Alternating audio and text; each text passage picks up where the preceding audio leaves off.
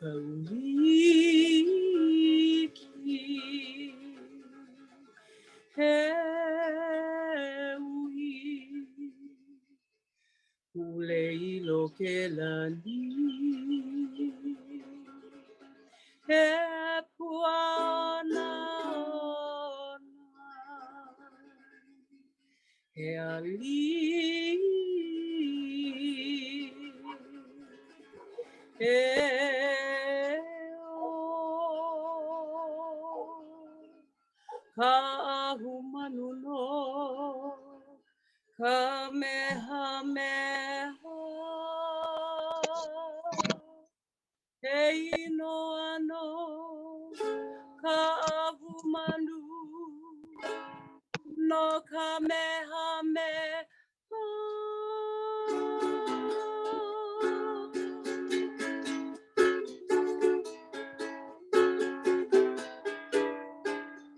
Ka ua I kala I ohana ke aloha He mai e pili mai e Ka ia na e kilohia ka uiki e Ulu pe I ka noe mili me ka e ukai Ka ua I kala I ohana ke aloha He mai e pili mai Ka ia na e kilohia ka uiki e Ulu pe I ka noe mili me ka e ukai Ala I ka loke mapunu I ana e Ule I loke la nila ka leibe I vale Moni ke kino e Ule I loke la nila E nanea I ka marua ka hiri He alila o hali aloha Ke au ka hikoe Una ia mai po ina ole e ala Ka ua I kala I ohana ke aloha e ala Ka ia na e kilohia ka uiki e o Ulu pe I ka noe mili me ka e ukai e o Ua ia mai po ina ole e ala Ka ua I kala I ohana ke aloha e ala Ka ia na e kilohia ka uiki e o Ulu pe I ka noe mili me ka e o Ulu pe I ka noe mili me ka e o Ulu pe I ka noe mili me ka A he o ohana A he o ohana la Eia e ala Eia e ala E o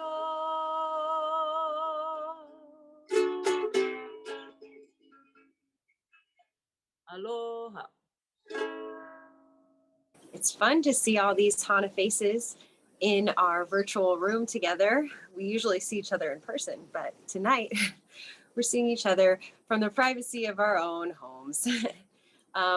And the theme of tonight is Wahine Farmers of East Maui. And let's just start off with the title of How Did I Get Here? Becoming a Wahine that runs a family-owned farm and runs our agricultural businesses and feeds our community here in Hana. Historically, our industry here as farmers in Hawaii has been dominated by the male gender. But as you can see tonight, there's a lot of powerful women, up and coming business owners, and we want to know how it is that you guys got here. So I'll leave it open to whoever wants to start off with a brief kind of story of what brought you to farming in East Maui.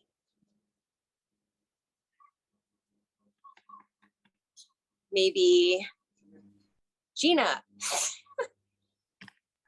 I was gonna say I meant that title when Katie was reaching out asking for what we'd like to title it, and I meant it as a joke, like, how did I get here and do I belong, because it's been such a journey and a trip. And born and raised on Maui, I come from a farming family from Ulumalu side. My husband, born and raised in Kipahulu, also came from a farming family, and I think we both witnessed our families farming less and less because of market. Raising pigs, as my family did, and cattle became very expensive. Slaughterhouse became very expensive. Regulations increased. It was cheaper to import in from the mainland than it was to raise it on Maui.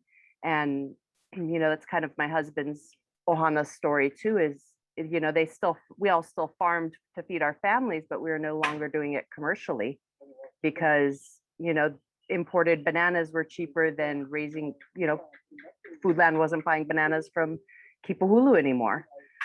So they focused more on their commercial fishing and farmed just for sustenance. So then he and I got married and had kids and decided, when we were very blessed and very fortunate to buy our property, that we have 5 kids to feed, and that's expensive.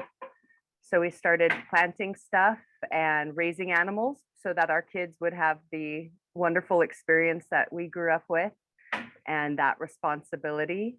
And thanks to Mikala Min, Scott Crawford, Carrie, the vision of the farmers market came up a few years ago. I remember getting emails about it and talking to my family about it. And let's just go, with some of the stuff we grow, and really not even planning to bring our fish there. Just, this was pre-COVID, and started going to the farmers market with just, one little table, I think one cooler, like really manini, we definitely didn't expect to be where we're at today.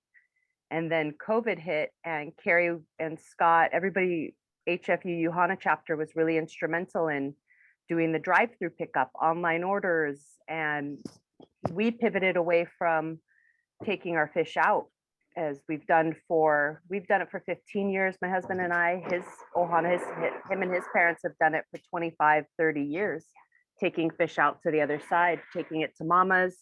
We had a contract with the Wynn Las Vegas. All of our fish, we still sold on the side of the road here, but you had to know where to go in order to get the fish, and know what signs would be put up.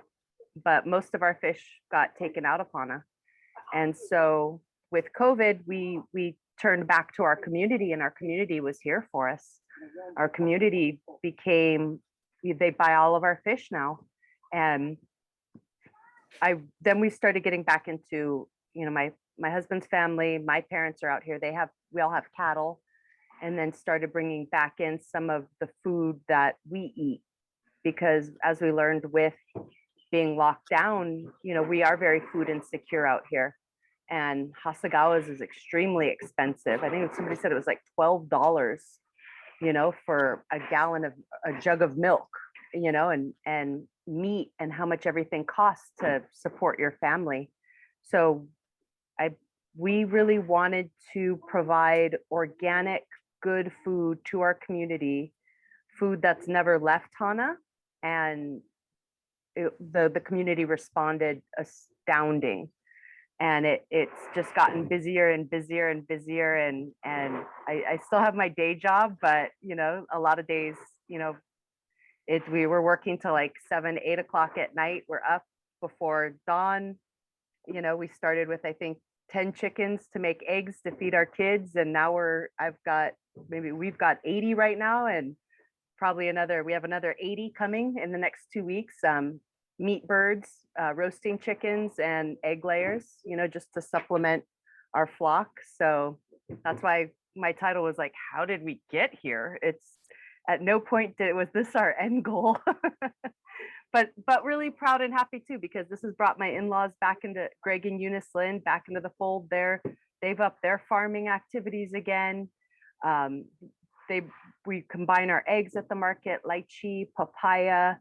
We have sugarcane here, cacao. Our 10-year-old has started, with the mentorship of Robert Boudreau and his wonderful wife, Karen. She started making chocolate, processing her own chocolate, and just every day it's just a big surprise, but it's really because of HFUU and the farmers market that really made us step up our game and increase our production. And as long as we have a market, we'll continue to do it. And we're proud to be able to feed our community, and now we're kind of getting the farm ready, because I've been bringing my classes here to the farm for the last 2 or 3 years. And so really getting it out there so that we can teach the kids about animal husbandry, plants, gardening, farming your own food from small scale if you don't have a lot of room to large scale production, and really get the kids back out in the garden and raising their food on a regular basis, and getting them to take home starts that something small scale so that they can, we discuss it. I have unit lessons that I do in my classroom, and about, what can you raise in your yard? What's a very versatile thing? And it always goes back to the mai'a and the papaya. And we live on Mai'a Road, so that's pretty funny. And there were no mai'a here when we moved in here. It was an old flower farm. So we've gotten into a lot of like soil regeneration, really bringing the life back to this property. We probably cleared 3 acres by hand with us and our kids. And then just now we have such an abundance of scraps from cutting fish. And when we harvest cattle, and really building back up our soil, because it's been a journey. We've been here, I think, 6 years now, going on our 7th year, and just bringing life back to this soil, vermiculture, mycology. I've got dozens of plants, really no such thing as monoculture here. It's all diversified agriculture. And we've got sheep, ducks, meat rabbits, chickens, sheep, cattle. Sometimes we bring cattle onto the property, anything that's edible, except the dogs. So the dogs, we don't eat the dogs, but but really fun and really great to see our kids growing up with it, And my daughter, she's a boarder at Kamehameha Kapalama campus, and she came home her first break and was like, the chores are so easy because it's a lot of kuleana. We really rely on our kids to help us out. We have a couple of guys that work for us now. We've expanded that, and just really awesome. Very blessed, to hopefully pass this on to our own children and then children at the school. This was our 3rd year bringing the kids down to the farm. And then I try to bring the farm into the classroom too, with small animals, plants. I got my vermiculture, my worm house going again. So bring that back into the classroom. So it's a lot of fun. And like I said, we're very blessed and we're very appreciative of the community in Hana that's made this possible. And for HFUU and Hana Farmers Market, for when the world was shutting down, they gave us a place to go to. And continue doing what we're doing and sharing with what we do with our family and our Ohana, sharing it with our community.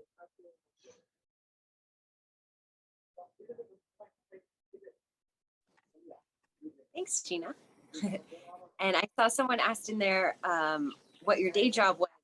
And Gina's a fabulous school teacher at Hana School, as Katie pointed out. So those are the students that she was talking about, in case there's some non-folks in the room.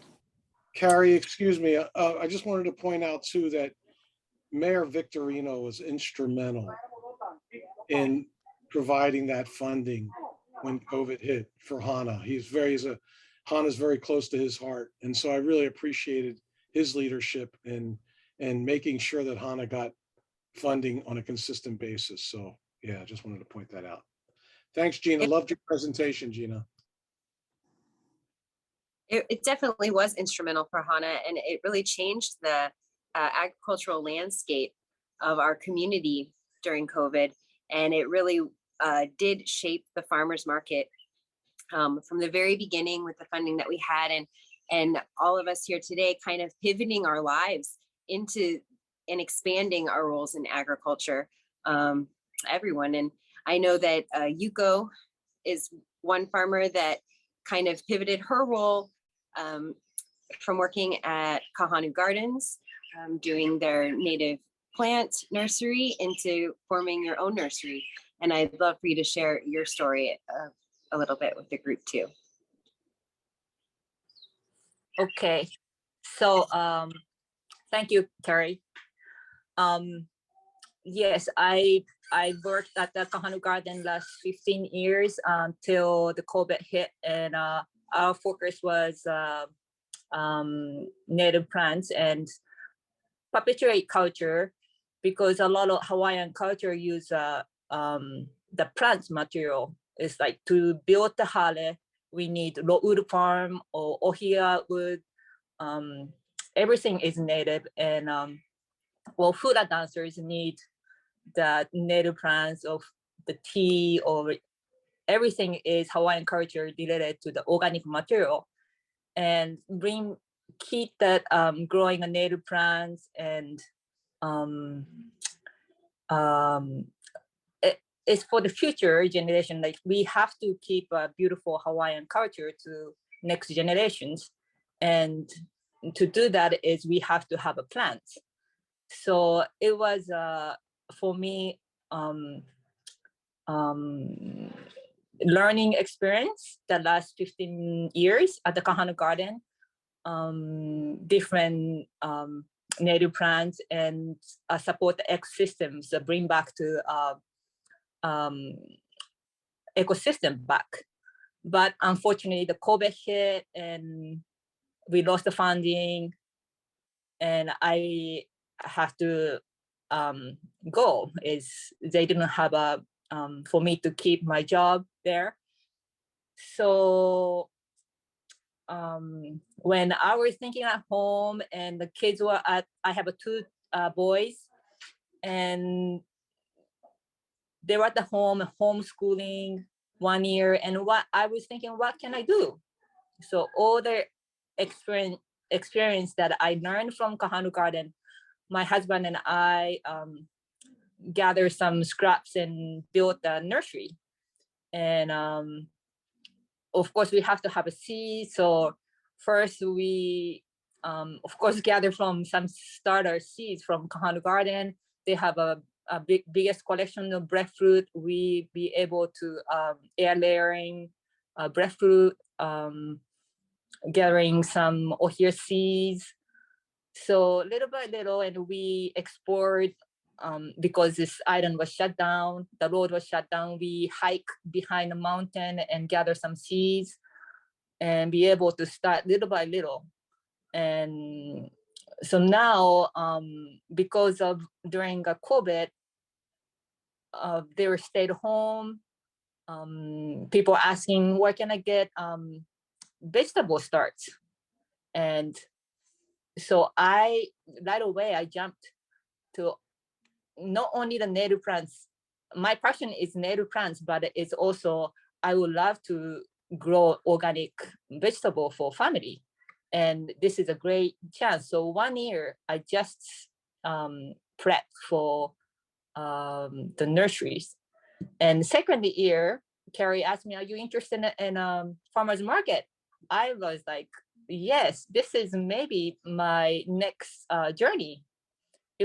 Everything was timing wise is perfect. So last 2 years, I'm joining the farmers market, and amazing how community responds to this organic vegetable, to native plants. I was behind the scene at the Kahanu Garden. Nobody see me at the Kahanu Garden because the building was behind. And but now I'm out and meeting all different people, green thumb to black thumb, whoever interested in the plants or gardening and growing, and it's great to exchange informations. So yeah, thank you so much for this opportunity. And the one thing I really enjoy now, I can work at home, working on the garden, ask kids to, can you harvest some beans, or what kind of vegetable is this? And, you know, it's kind of game and fun. So it is fun, a united fun, like family event almost every day. We love to cook and we love to gather, and you know, it's more like family conversation gets more deeper, like it's talking about grass chipping and everything like related to garden or farm or food. So it's been I know that COVID was hard, but it's, for me, is COVID gave me an opportunity. So it is ironic, but it's been great journey for me. Is that enough? Thanks so much, Jerry. That's awesome. And Yuko didn't even share that she's a fantastic artist and doesn't just bring us plant starts to the farmers market and fruit and vegetables, but these amazing hand carved woodblock prints. And then she uses native plant printing. Me and Yuko just did some native plant printing together this week, and it was really fun for a friend's wedding. It was awesome. Thank you so much. And just moving kind of on to get everyone's story first, and then we can get into some other questions. There's Miss Lehua Park, if she's ready. She's so fantastic. She works for Makahana Ka'ike as the Kapuna coordinator, and she's been instrumental in helping develop the farmers market from day one of the COVID shutdown. Lehua was there with us when we took the farmers market out of the parking lot at the Hana Ranch restaurant into the empty Hotel Hana Maui, where we aggregated all of the vendors' food supplies and the harvest from our community farm, Mahele Farm. And we did that with the help of Lehua, putting together countless orders and distribute them to people through their car windows for months and months until we were able to go back live at the farmers market, where she continues to do the distribution of organic fruit and vegetables, pre-made meals, poi, all kind of good stuff for the kupuna of our community. And I just wanted to open the floor to her and say mahalo for your services. And please share with us. I know she also is a farmer herself, has been involved in farming probably her entire life, and has raised her ohana to appreciate East Maui agriculture as well. So please share for our group how it is that you got here.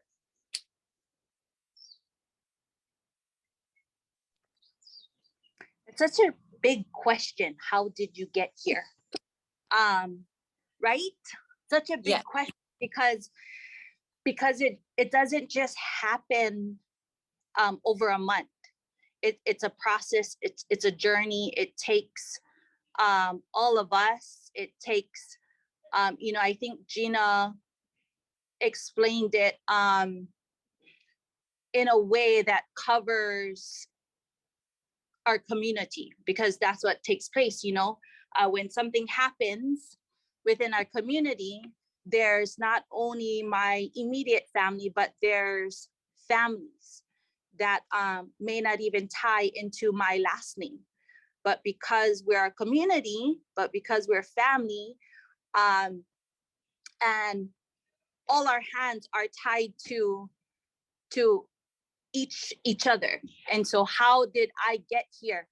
That's a big question that I don't think I can answer, because it takes it takes time, and it takes but like Carrie was saying, I work for Makahana Kaike, and I think something that I like to share is that my heart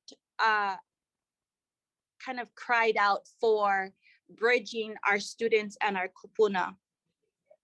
And all of us are mothers, right? And even if you have not birthed a child yet, you are still a mother. You're a mother to all these babies. And so that was a cry for me. That was something that I saw lacked. And so a couple of years ago, about 2 school years ago, Makahana Kaike decided to be a part of the school in different areas, CTE, which they have been doing for years. And so we started teaching culinary, that Babette Lopez is just flourishing right now and continues to overflow and make things better and best as she can. And I'm sure it's gonna continue and even overflow more as she continues what she does. But through the culinary class, not only teaching, and the first thing I said to the kids, I said, babies, these class is not specifically for you to eat, because they're excited, right? They say, all right, we get to eat. But reminding that if I see a kupuna and I'm sitting down, that seat is not for me. That seat is for mama and papa, even though if that's not your mama and papa. And so that class represented to learn what is growing right around you, to know your atmosphere, to know who and what is growing or what needs help in growing, whether it's a tree or a person or a plant or soil, and what is its purposes, medicinal, and how do I prepare it, and how do I help be a part of healing my elders. And so that's how the culinary and natural resources started. And so as part of that culinary class, the students learned about different resources that grew right in front of them, some even in their yard, that we had no idea that it was great for diabetes, or we had no idea that it was great for flushing your blood. Learning about it, preparing, whether it was olena powder that elders could put in, they made noni tea, they made different teas, learned about popolo. Just to clarify, that is a little like blueberry, and then prepared it. And then on certain Fridays, we would deliver it personally to the elders' home. And so these are just some of the things that we've done and continue to do. Every Friday, Makahana Kaike has a few programs that we have a building program that helps with students building to age in homes, and then also building whether it's a home, a whole new home.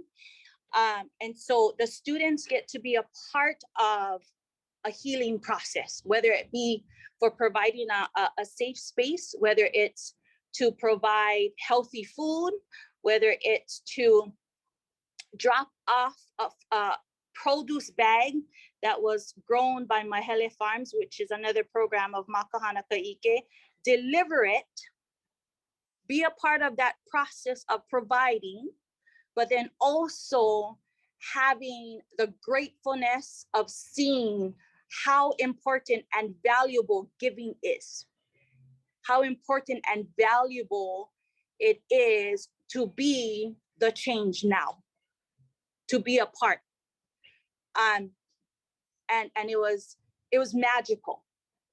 It was very magical. And so those are some things that are happening. Every Friday, I think I'm jumping all over the place. So there's building program, there's Mahele Farm, there's a lo'i restoration, which is called Malama Haloa. And then there's the kupuna program, which I have nothing to do with it. I'm just a temporary vessel that that holds the hands of many great people, and at the same time hold up our babies because they are the leaders now. Don't mind me, I get very emotional when I talk about babies and kupuna because that is my heart. But so that's some things that we do. And I'm just so grateful that there's an organization and an entity like HFUU who says our wealth of our soil is so important, because I believe that we all have the DNA of farming. We all have the DNA of cultivating our soil, whether that be dirt or whether that be our Wahine, that we are cultivators of our soil. And so for me, I see that not only growing something that you can eat, but also growing our babies, growing ourselves, because it's in us. We're natural farmers. We're natural farmers. We're natural people that grow and cultivate each other. Whether I know how to grow a mamake tea, or if I know how to navigate and grow and lift up a child. Anyway, that's just some stuff. Back to you, Carrie. Back to you. Thank you so much, Lehua. Thank you for sharing your passion, and thank you for your dedication to serving our Kiki and Kupuna community. They are some of the most focused on groups for the Farmers Market and the HFU chapter, and we're just so thankful to have you leading that movement for them.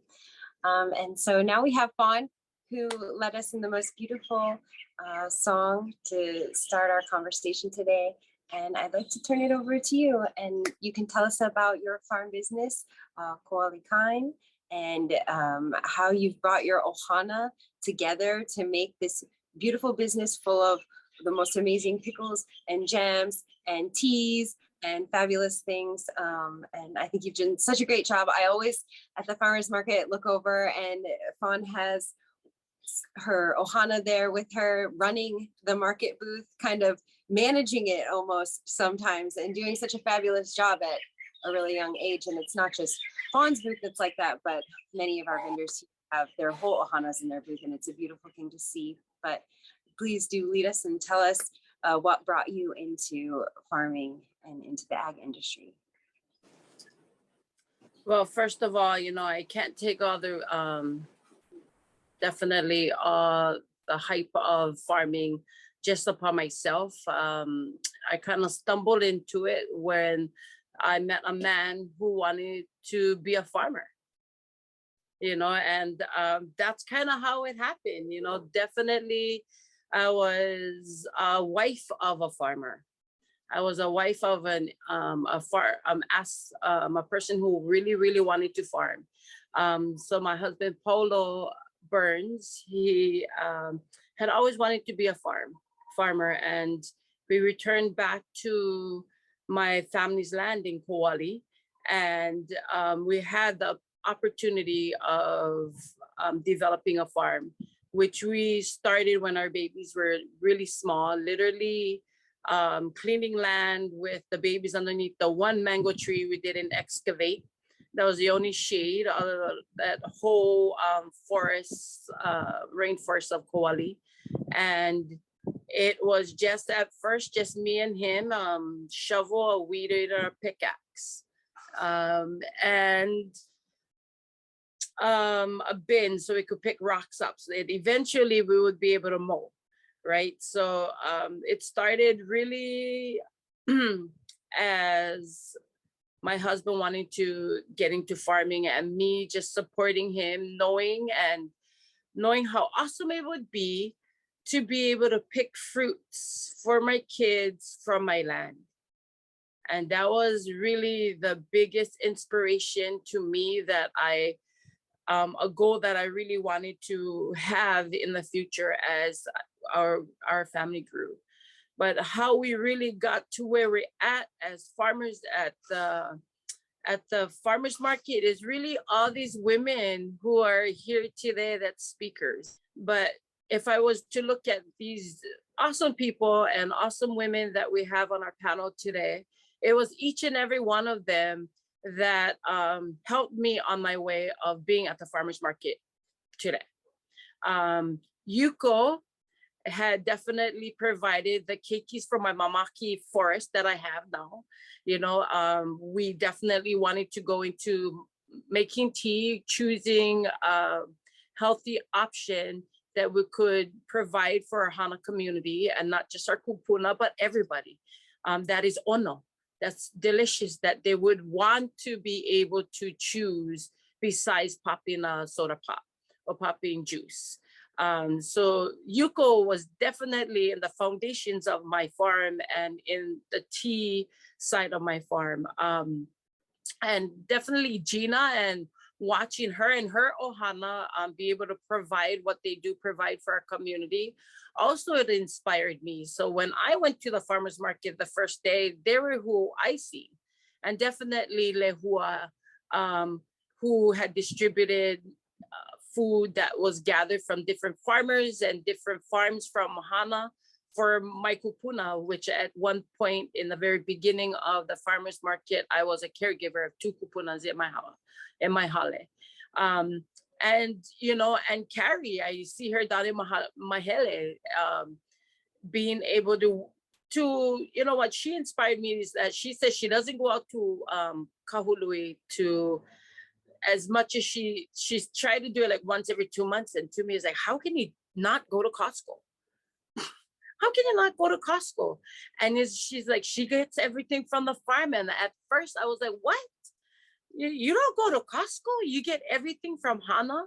You know, all these ideas were the foundation of coming to the farmers market, eating local, supporting local, and at the same time, looking at the opportunities that my farm that we had started 15 years ago when our babies were small, and giving us that opportunity to really be able to generate some kind of income from all of our cleaning of our 5-acre yard. You know, that's kind of what we had. Well, once in a while we'll make laulaus. That's what we kind of known for in Hana. We were the laulau family, and it had definitely made ends meet in the hardest times before COVID even. So luau and taro was a forte of my husband, and he loved growing kalo. So it started as just being able to have laulau sales every other month, to looking at the other options of the other plants that we did plant on our farm, and utilizing them to be able to generate some kind of income for our ohana, and help us to buy gas, to clean our yards, you know, to run our equipment, to buy the soil, the sterile soil that we needed so we could do seedlings, and find the options of being an organic farmer. You know, it's not the easiest thing to do when you have all this land and all these trees and you have to maintain them. Not only keeping down the grass, but being able to give them the nutrients that they need. So building up of the soil, finding the organic type of minerals that we have on our aina, and utilizing them, you know, from mulching and learning the Korean ways of farming, and you know, my daughter was in Gina's class when she was looking for wiggly worms, and we knew where they lived. We had choke of them, you know.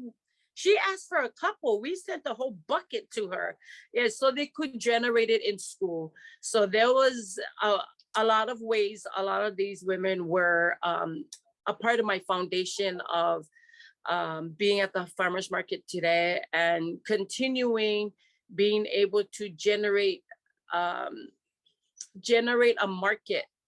It's not just bringing what we have, but allowing what we have to become maybe the start of something that Hana never provided before. And bringing it back, you know, mamaki, it almost seems like it had died out for a generation. You know, I was a little girl when my grandparents could pick it from the side of the road on the way into Hana, you know, and my uncle always had some hanging inside his kitchen.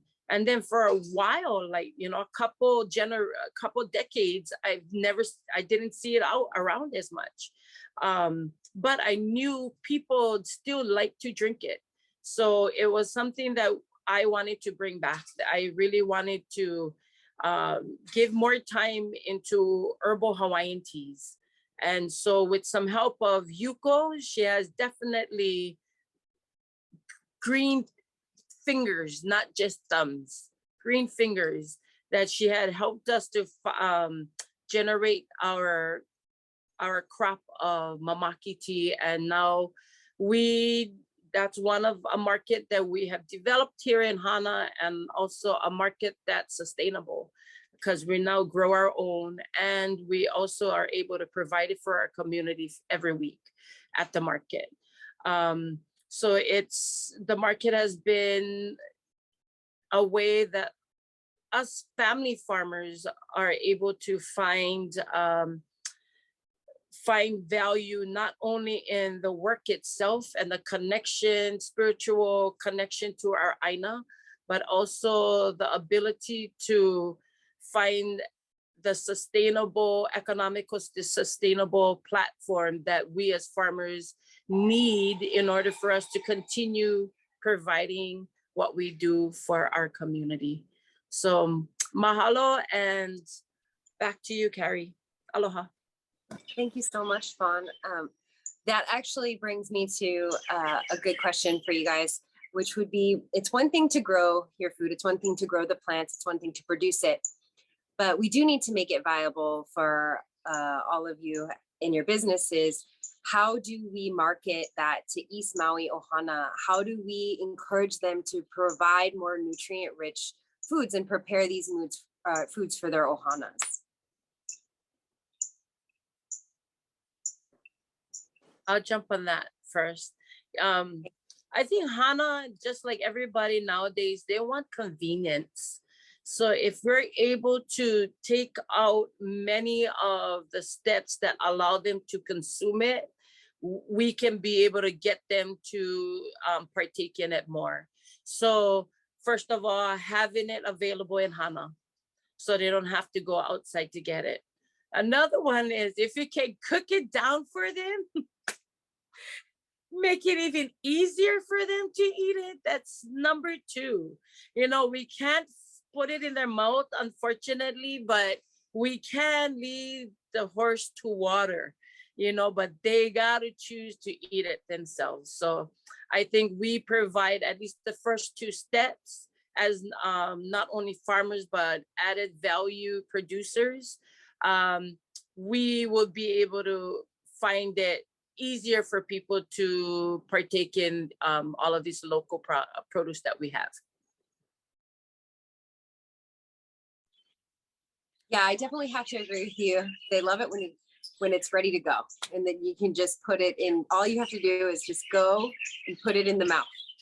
That's going to work well for folks. And we're lucky, and we know how to eat. So I think we were lucky too with so much that you did. You know, that again, you and the HFUU side with the coupons or the tickets, scripts, getting people in, incentivizing people to just come to the market, and it became our pico again. It became the gathering place every Friday to see people socializing, seeing people you don't normally see. Everybody was wearing masks. but able to come together outdoors and see friends, connect back with family, people you haven't seen with for a long time. And there was so many incentives, like with MEO, the Aihua program, the Nahulu program through Makahana Ka'ike, the Keiki bucks that went out to all the kids, all these grants that were able to be spread out into our community, and the tickets, the scripts that were put together, and the fact that we can take EBT now, and that's just really made it easy, and everybody's reasonable prices. There's bread, there's so much to offer, sprouts, chocolate, mushrooms. Like, you go to the market and almost 90% of the booths are Wahine. So that's pretty cool. Almost every single booth, there's a woman there running it, and getting people to come to it, and the consistency. And it's really great seeing the same people every week. That's really awesome. That's cool that you brought that point up, because there is almost a Wahine in every booth at the farmers market. And so there really just like is this resurgence in agriculture and in a Wahine movement here in Hana that's pretty exciting. And I guess another thing that me and Gina were kind of discussing earlier, and I thought it was pretty interesting, is that, a lot of the shoppers are women, a lot of the farmers are women, and also there's so much emotion there. There's emotion with the people that are preparing the food, that are women, and we hold as women, a great deal of emotional connection to nature and to the plants that we're working with. And I'm curious, one thing that we were talking about is, how do you respond? I know that we've had a big learning curve in all the developments of our businesses, and we've definitely had some successes and some failures. But how do you respond to someone that maybe complains about a product of yours? Do you, how do you respond to that customer? Do you just kind of brush it off as a woman and say, like, oh my gosh, there's a huge long line of people and they're all going to be happy, and this one person, I just don't know if they understand mamaki tea or ever will? Or do you feel like you're very, like me and Gina were saying, we're so apologetic to, make it right and really change the mind of this one person and make them happy? But I think it's one thing that we were just discussing, that we were noticing between the difference of how men and women connect to their food and then connect to their customer. So I just wanted to open that up because I thought it was really interesting.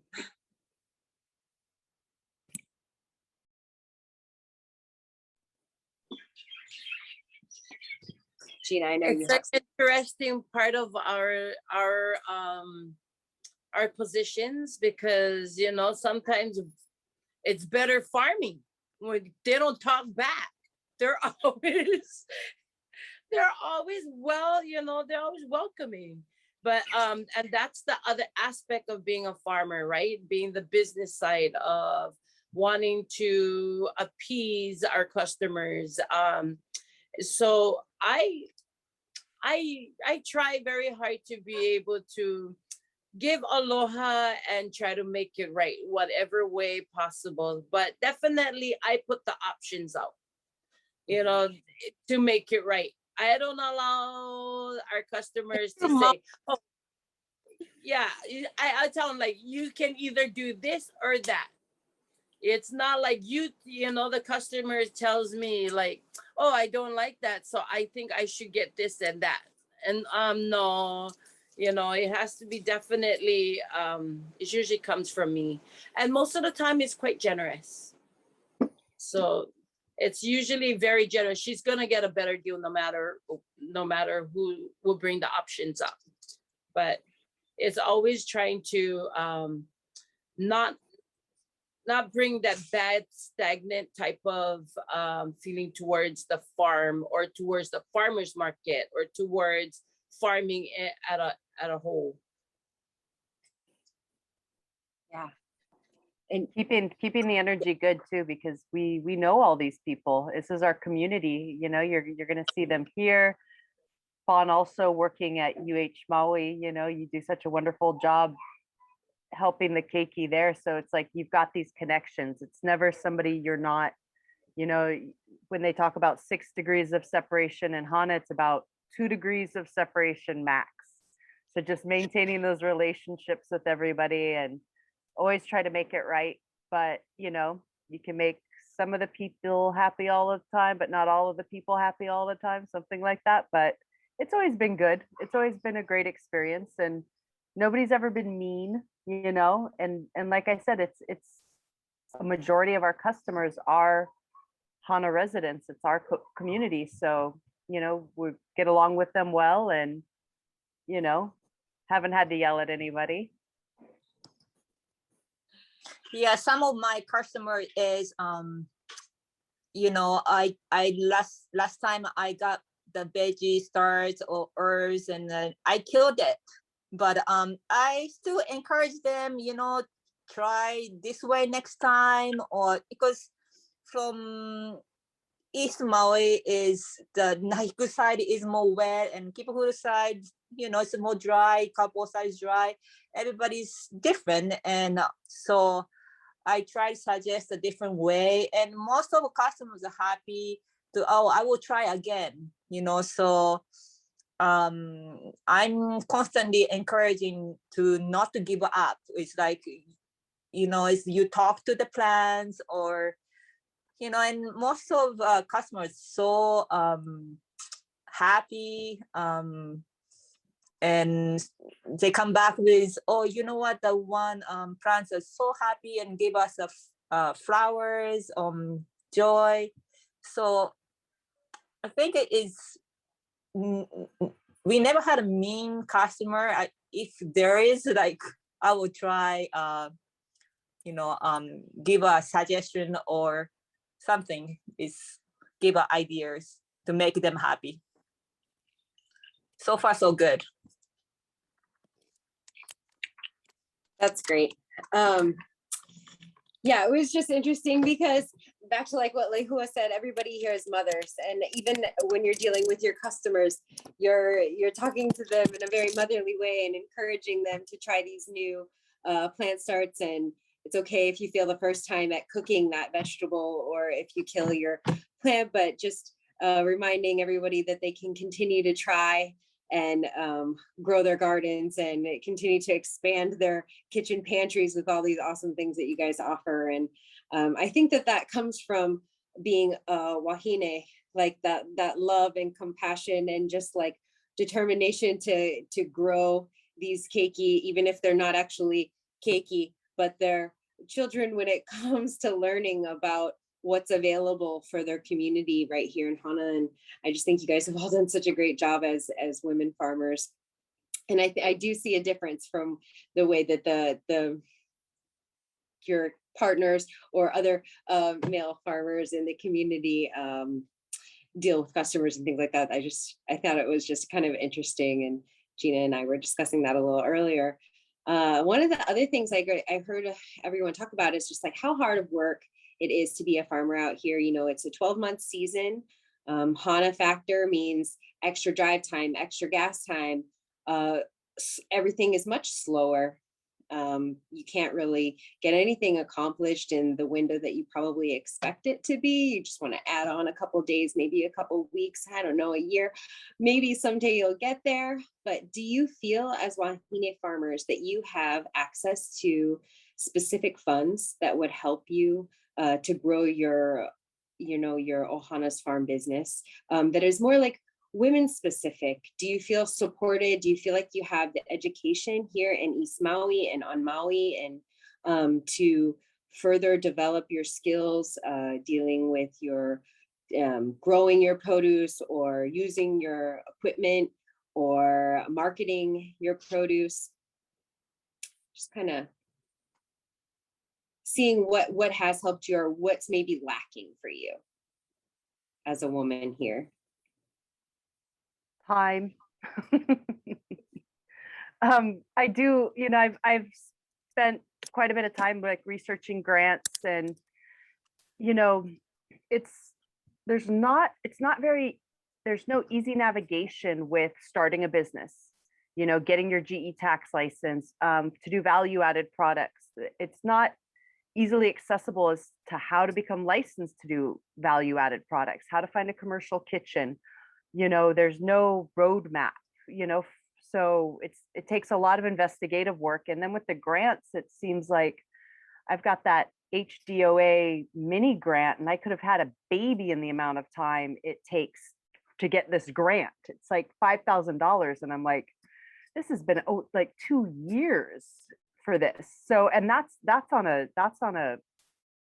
just for a small scale hydroponics, but for women, you know, I think I want a hub to go get my information at, and then maybe help explaining it, you know, or to put that out there. If anybody else in Hana is interested in doing value-added products, let me help you, you know, because I went through it. I'm more than willing to share my mana'o, but now moving into, you know, with the cattle operation of our parents that we help them with, it's like, okay, so how can we do a processing facility out here? It's just, you've always got to dig so deep to find the information, and trying to grow our accessibility out here to a commercial kitchen. We don't have a commercial kitchen.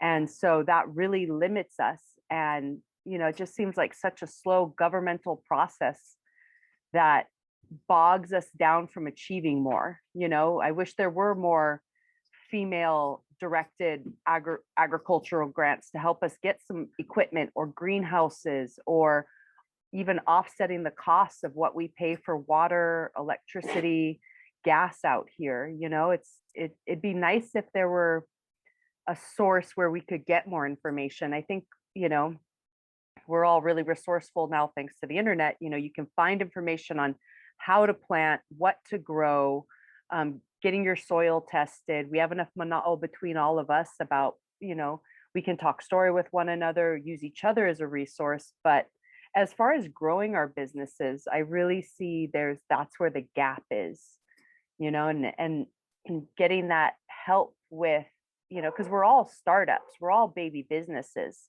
and helping us just be more successful. Because, you know, I think marketing, we do pretty good with word of mouth. You know, I mean, I love my starts from Yuko. I have a beautiful lettuce crop growing right now. I need to get more. You know, I love everything I get from her. I love what we get from Fawn, you know, and it's the, like, supplying one another. It's just, you know, word of mouth. But as far as helping us grow, it would be nice if there was some kokua as far as getting a little bit more help, you know, just a little bit more funding. You know, the MEO grant was really great. That helped us get our first and only tractor, you know, and that tractor is helping us with, of course, there's something, check it out. Getting our first tractor, which really was so important for us to do our soil regeneration, because we, you know, to be hand digging holes every week, to be burying, you know, 80 pounds of fish bones and guts, you know, was really a stretch. But now we have the tractor, we can huli it, we can take care of that and increase our ability to farm, because we've got that really great soil.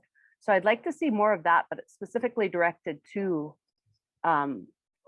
women entrepreneurs, you know, a little bit more, because there's a lot directed towards agriculture in general, but really specifically as a minority, you know, we're a minority run business. That would be really awesome to get more help.